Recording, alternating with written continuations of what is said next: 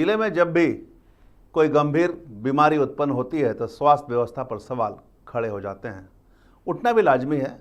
जब ग्रामीण क्षेत्रों में मूलभूत स्वास्थ्य की सुविधाओं से लोग वंचित होते हैं तो कई तरह की बीमारियां उत्पन्न होती है। उसके बाद स्वास्थ्य महकमा जागता है और ग्रामीण इलाकों की ओर रुख करता है, लेकिन तब तक देर हो चुकी होती है। हालांकि स्वास्थ्य विभाग बाद में इस और पहल करता है, लेकिन अगर पहले पहल की जाती तो कई इलाकों में जो स्थितियां हैं उसे नियंत्रण किया जा सकता है। नमस्कार, मैं धीरेंद्र, आप देख रहे हैं मिरर मीडिया। जिले के कुछ इलाकों में डायरिया के मामले में लगातार वृद्धि को देखने को मिल रही है। टुंडी के इलाका, खासकर लटानी पंचायत, सिंगराडी और घोसालडी में यह रोग तेजी से फैल रहा है। प्रभावित लोग एसएनएमसीएच में इलाज के लिए पहुंचे हैं, लेकिन संख्या लगातार बढ़ती जा रही है।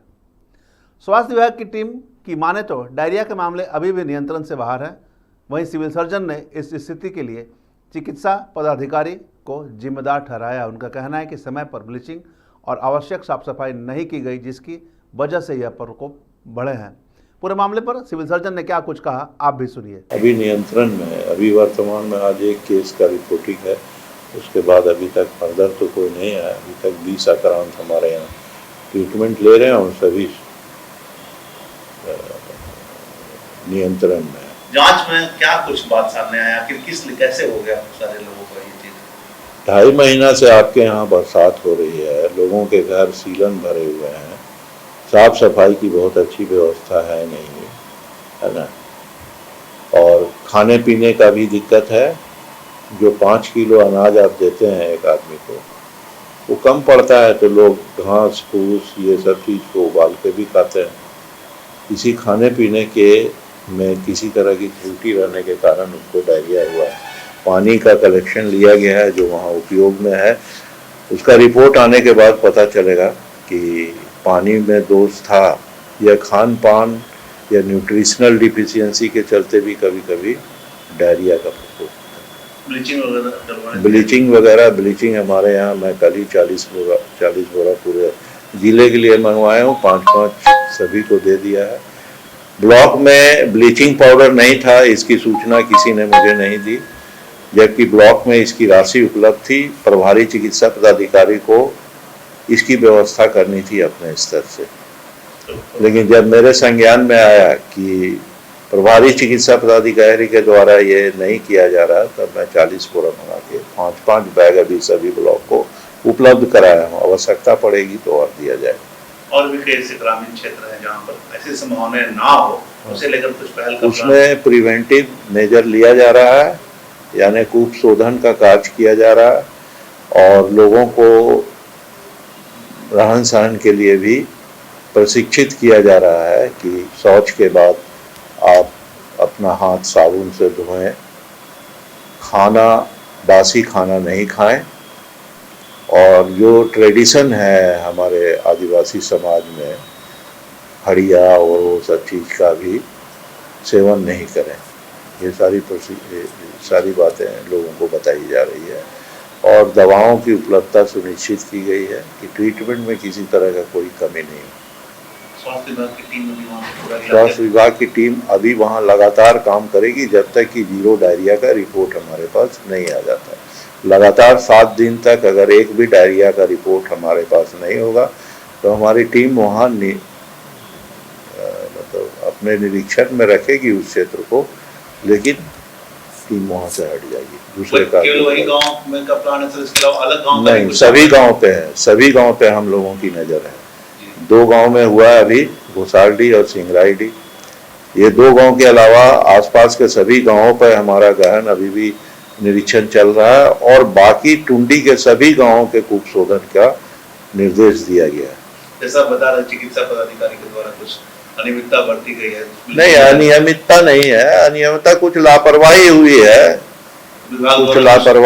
है, विभाग द्वारा कार्य किया जाएगा, उसमें कार्य किया जाएगा।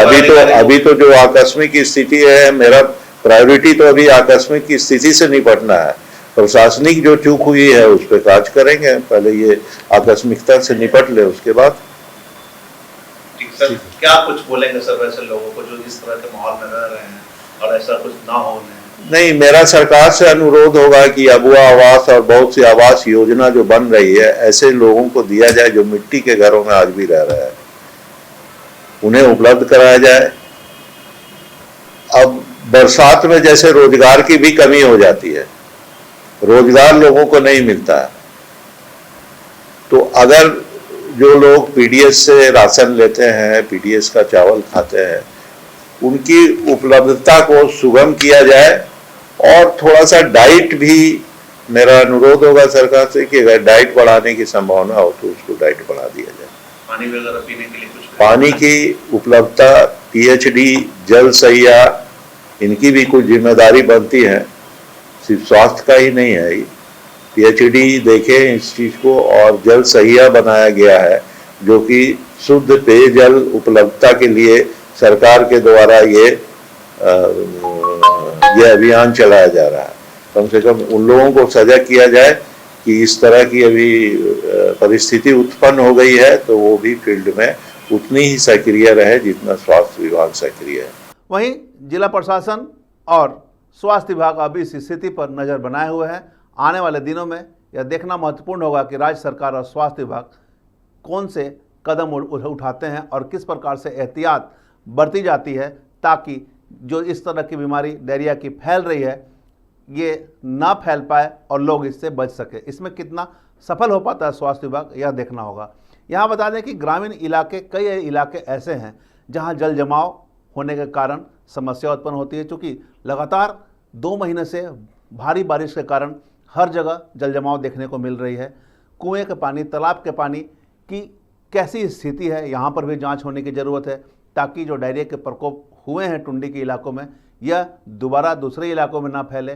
स्वास्थ्य विभाग की टीम द्वारा सतत निगरानी करने की ज़रूरत है, क्योंकि ग्रामीण इलाके में कई तरह की सुविधाओं का अभाव रहता है और उस सुविधाओं के अभाव में मूलभूत सुविधाएं भी शामिल है, चाहे वो स्वास्थ्य संबंधी मामले हो या खान पान या रहन सहन के मामले हो। ऐसे में जिला प्रशासन और स्वास्थ्य विभाग को सतत निगरानी रखने की ज़रूरत है ताकि जो डायरिया के प्रकोप बढ़े हैं उस पर नियंत्रण किया जा सके। देखना होगा कितना स्वास्थ्य विभाग धरातल पर कार्य करता है और हो रहे प्रकोप पर नियंत्रण कर पाता है। हम तमाम इससे जुड़ी खबरों से आपको अपडेट करवाते रहेंगे। बने रहें मिरर मीडिया के साथ।